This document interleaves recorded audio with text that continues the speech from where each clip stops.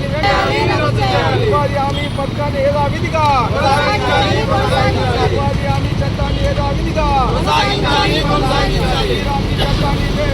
కొత్తగా తీసుకువచ్చిన శ్రీరామ్జీ చట్టాన్ని వెంటనే పేదలకు ఉపయోగపడే మహాత్మా గాంధీ రోజ్గార్ యోజన ఉపాధి చట్టాన్ని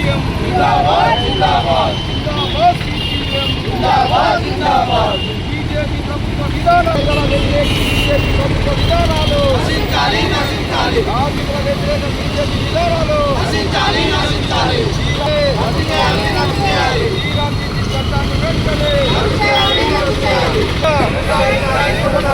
ఉపాధి హామీ పథకాన్ని యథావిధిగా పార్టీ ఆధ్వర్యంలో చేయడం జరుగుతూ ఉంది. ఇప్పటికైనా కేంద్ర ప్రభుత్వం వెంటనే యథావిధిగా గ్రామీణ ఉపాధి పథకాన్ని యథావిధిగా కొనసాగించాలి.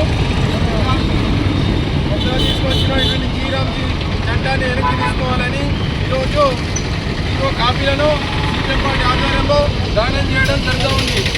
రద్దు చేయాలి, శ్రీరామ్జీ చట్టాన్ని రద్దు చేయాల్సిన మోడీ గ్రామీణ ఉపాధి పథకానికి తూట్గా గ్రామీణ ఉపాధి పథకాన్ని యథావిధిగా పోరాట ఫలితంగా యూపీఏ ప్రభుత్వం ఆధీనంలో పేదలకు ఉపాధి భరోసా కల్పించాలనే ఉద్దేశంతో అప్పుడు ఆ ప్రభుత్వం ఉపాధి హామీ చట్టాన్ని తీసుకురావడం జరిగింది. గత 11 సంవత్సరాల నుంచి మరి గ్రామీణ పేదలకు ఎంతో భరోసాను ఇస్తున్నటువంటి పథకాన్ని ఈరోజు కేంద్రంలో ఉన్నటువంటి బీజేపీ ప్రభుత్వం దాన్ని రద్దు చేసి అదే స్థానంలో మన శ్రీరామ్జీ చట్టాన్ని కొత్తగా తీసుకురావడం జరిగింది. దీని వలన ఉపాధి హామీ మీద బ్రతికేటువంటి పేదలకు పూర్తిగా మరి పని లేకుండా పోయే పరిస్థితి ఈరోజు బీజేపీ ప్రభుత్వం కల్పించింది. దీన్ని మేము సిపిఎం పార్టీగా తీవ్రంగా ఖండిస్తూ ఉన్నాం. వెంటనే యథావిధిగా ఉపాధి హామీ చట్టాన్ని కొనసాగించాలని, అలాగే కొత్తగా తీసుకువచ్చినటువంటి శ్రీరామ్జీ చట్టాన్ని వెంటనే రద్దు చేయాలని సిపిఎం డిమాండ్ చేస్తూ ఉంది. మరి ఇప్పుడు ఈ చట్టాన్ని తీసుకువచ్చి మరి ఇక్కడ కేంద్ర ప్రభుత్వం ఉపాధి హామీ చట్టం నుండి ఆ పథకం నుండి బాధ్యత వదులుకోవాలని ఇక్కడ రాష్ట్రాలపై దాని ఆ రాష్ట్రాలకు దాన్ని అప్పచెప్పాలని చూస్తూ ఉంది. దాని వలన మరి ఇక్కడ ఉన్నటువంటి అన్ని రాష్ట్రాల నుండి ఉపాధి హామీ పనులు చేసేటువంటి కార్మికులకు తీవ్రంగా నష్టం జరిగే పరిస్థితి ఉంది. 125 రోజులు పని కల్పిస్తామని పైకి చెప్తున్నా కానీ ఆ చట్టానికి సంబంధించిన అనేక తూట్లు పొడిచి మరి దాన్ని పేదలకు అందకుండా చేసే విధంగా ఈరోజు మరి కేంద్ర ప్రభుత్వం వివరిస్తూ ఉంది. ఈ ఉపాధి హామీ చట్టాన్ని మరి పేరు మార్చి మహాత్మా గాంధీ పేరు తొలగించి శ్రీరామ్జీగా పేరు పెట్టి కేవలం హిందూ మతానికి సంబంధించిన విధంగా హిందువులను తప్పుదో పట్టించే విధంగా ఈరోజు బీజేపీ మరి వివరిస్తూ ఉంది. కేవలం హిందూ మతంతో మతం పేరు చెప్పుకొని అధికారులు ఉన్నటువంటి బీజేపీ ప్రభుత్వం ఇక్కడ కార్మికులకు, రైతులకు, పేదలకు, అన్ని వర్గాలకు వ్యతిరేకంగా పనిచేసి పెట్టుబడిదారులకు లాభం చేసే విధంగా ఈరోజు కేంద్ర ప్రభుత్వం వివరిస్తూ ఉంది. ఈ విధానం మారుకోవాలని ఇప్పటికైనా ప్రజలు ఆలోచించాలి. బీజేపీ ప్రభుత్వం ఎన్నడూ కూడా పేదలకు, కార్మికులకు, రైతులకు మరి అనుకూలంగా లేదు. అది ఎప్పుడు కూడా పెట్టుబడిదారు వ్యవస్థను కాపాడేందుకు వాళ్ళకు ప్రయోజనం చేసుకునే విధంగానే బీజేపీ ప్రభుత్వం వివరిస్తూ ఉంది.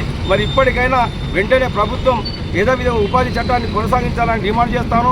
లేకుంటే రాష్ట్ర వ్యాప్తంగా పెద్ద ఎత్తున ఉపాధి హామీ చట్టం కొనసాగించేందుకు మరి రాష్ట్ర సిపిఎం ఆధ్వర్యంలో ఆందోళన పోరాటం తీవ్రం చేస్తామని ఈ సందర్భంగా తెలియజేస్తాము. దేశంలోని గ్రామీణ పేదల ఉపాధిని దెబ్బతీసే విధంగా మరి కేంద్ర బీజేపీ ప్రభుత్వం జాతీయ గ్రామీణ ఉపాధి పథకాన్ని పేరు మార్చి దానిలో విధానాలను మార్చి శ్రీరామ్జీ పేరుతో బిల్లును తీసుకురావడం జరిగింది. ఈ బిల్లును వెంటనే రద్దు చేయాలనే డిమాండ్తో, అదేవిధంగా ఉపాధి హామీ చట్టాన్ని యథావిధిగా కొనసాగించాలనే డిమాండ్తో సిపిఎం పార్టీ ఆధ్వర్యంలో ఈరోజు శ్రీరామ్జీ జీవో కాపీలను సిపిఎం పార్టీ రాజన్న సిరిసిల్ల జిల్లా కమిటీ ఆధ్వర్యంలో దగ్ధం చేయడం జరిగింది.